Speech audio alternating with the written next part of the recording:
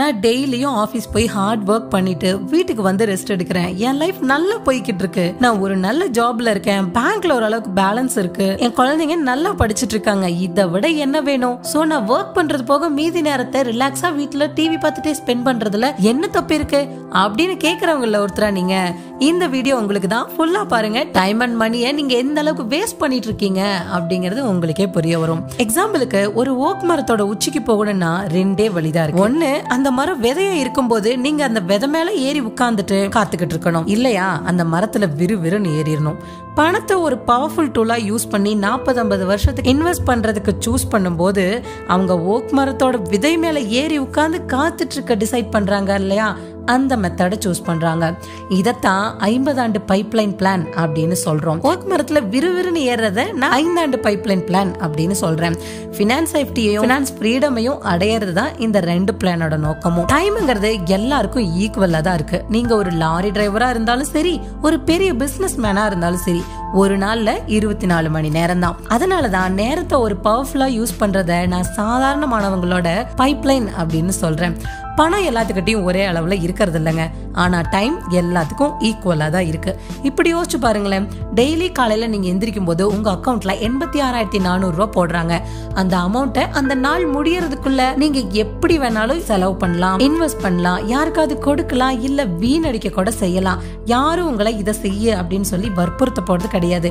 ஏன்னா அடுத்த நாள் காலையில அதே அமௌண்ட் திருப்பி உங்களுக்கு டெபாசிட் ஆகும் அப்படிங்கறது உங்களுக்கு தெரியும். இப்படிப்பட்ட ஒரு பிளான் இருந்தா எல்லாரும் ஈக்குவலா இருக்கிற ஒரு வேர்ல்டுல தான் நம்ம வாழ்ந்துட்டு இருப்போம் இல்லையா? பட் யதார்த்தம் அப்படி கிடையாதுங்கிறது நமக்கே தெரியும்.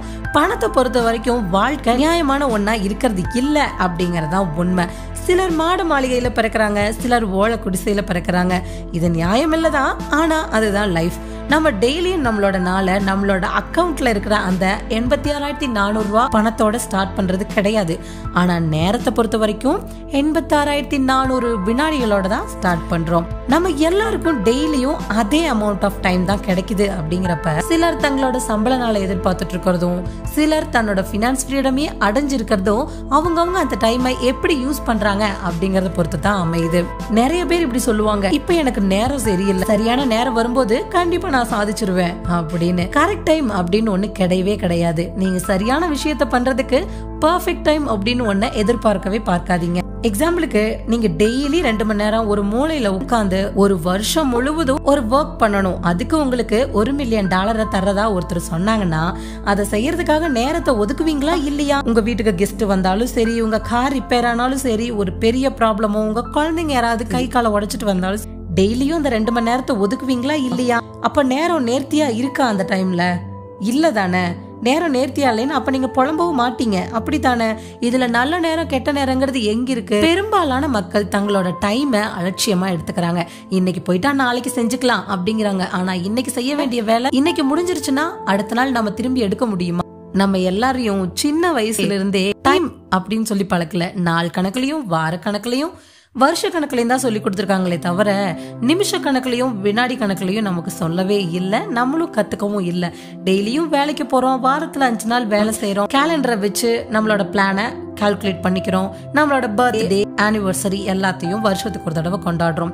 ஒரு நாள்ல அங்கொன்னு இங்கொன்னுமா ஒரு சில நிமிஷத்தை மிச்சம் முடிச்சா அது எவ்வளவு ஒரு பெரிய நேரமா மாறுங்கிறது உங்களுக்கு தெரியுமா? எக்ஸாம்பிளுக்கு சொல்றேன். சராசரி மனுஷன் தன்னோட வாழ்நாள்ல மொத்தமா எத்தனை மணி நேரத்தை சாப்பிடறதுக்கு யூஸ் பண்றான்னு தெரியுமா?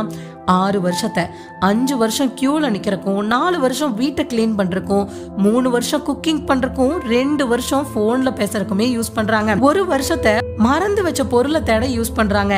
8 மாசம் தேவையில்லாத ஒரு இமெயில் படிச்சு பார்க்கவும், 6 மாசத்தை டிராபிக் சிக்னல்ல வெயிட் பண்ணிட்டு இருக்கிறதுக்குமே நம்ம ஸ்பெண்ட் பண்ணிடுறோம். இது எல்லாத்தையும் கூட்டி பாருங்க, டோட்டலா 22 இயர்ஸ் வருது.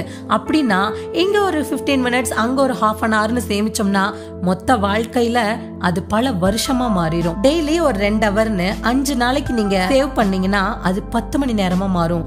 சனி ஞாயிறுன்னு வீக்கெண்ட்ல 3 மணி நேரம்னு 2 நாளைக்கு சேவ் பண்ணா 6 மணி நேரம். டோட்டலா ஒரு வாரத்துக்கு 16 ஹவர்ஸ் உங்களால சேவ் பண்ண முடியும்.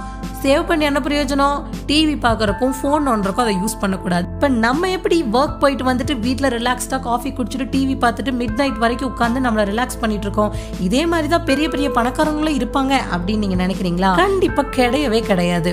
அந்த மாதிரி இருந்தா இப்ப அவங்க ஃபினான்ஸ் ஃப்ரீடம் அடைஞ்சிருக்கவும் மாட்டாங்க, ஒரு பெரிய லெவல்ல இருந்திருக்கவும் மாட்டாங்க. வாழ்க்கை நல்லா தான் போய்கிட்டு இருக்கு, ஒன்னும் ப்ராப்ளம் இல்ல அப்படின்னு சொல்றவங்களுக்கு நான் இப்போ ஒண்ணு சொல்றேன்.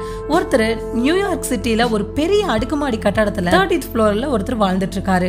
ஒரு நாள் அவர் வெளியே நின்று வேடிக்கை பார்த்துட்டு இருக்கும்போது மாடியிலிருந்து கீழே ஒருத்தர் விழுந்துட்டு இருக்காராம். விழுந்துட்டு இருக்கும்போது என்னாச்சு, எப்படி போயிட்டு இருக்கு அப்படின்னு இவரு கேட்க, அந்த விழுந்துட்டு இருக்கிறவர் சொல்றாரு, இது வரைக்கும் நல்லா தான் போயிட்டு இருக்கு அப்படின்னு. இதுல இருந்து நான் என்ன சொல்ல வரேன்னா, ஒர்க் போயிட்டு இருக்கிற வரைக்கும் எல்லாம் நல்லா போயிட்டு தான் இருக்கும். நீங்க ரிட்டையர்ட் ஆகும் போதும் இல்ல வேலைக்கு போக முடியாத சிச்சுவேஷன் வரும்போது தான் உங்களுக்கு பணத்தோட வேல்யூவும் டைமோட வேல்யூவுமே புரிய வரும். கண் கெட்டதுக்கு அப்புறம் சூரிய நமஸ்காரம் பண்ணி எந்த ஒரு பிரயோஜனமும் கிடையாது. இப்போ உங்க முன்னாடி ரெண்டே வழிதான் இருக்கு. ஒண்ணு, நீங்க இப்பவே உங்களோட டைமையும் பணத்தையும் கம்மியா ஸ்பெண்ட் பண்ணி ஒரு பைப் லைனை உருவாக்கிக்கலாம். இல்லையா உங்களுக்கு 60-70 வயசு ஆகும்போது கவர்மெண்ட் கொடுக்கிற அந்த பென்ஷன் அமௌண்ட்டை வச்சுக்கிட்டு உங்க வாழ்க்கைய தட்டு தடுமாறி வாழ்ந்துட்டு இருக்கணும். இந்த ரெண்டு வழியில எந்த வழியை நீங்க சூஸ் பண்ண போறீங்கன்னு நீங்களே உங்களை கேட்டுக்கோங்க. உங்க லைஃபை செக்யூர் பண்றதுக்கு என்ன பண்ணணுமோ அதை இப்பவே ஸ்டார்ட் பண்ணுங்க. Don't delay. இந்த வீடியோ உங்களுக்கு பிடிச்சிருந்ததுன்னா லைக் பண்ணுங்க, கமெண்ட் பண்ணுங்க, உங்க ஃப்ரெண்ட்ஸ்க்கு ஷேர் பண்ணுங்க, மறக்காம சப்ஸ்கிரைப் பண்ணிட்டு பெல் பட்டனையும் கிளிக் பண்ணிக்கோங்க. தேங்க்யூ.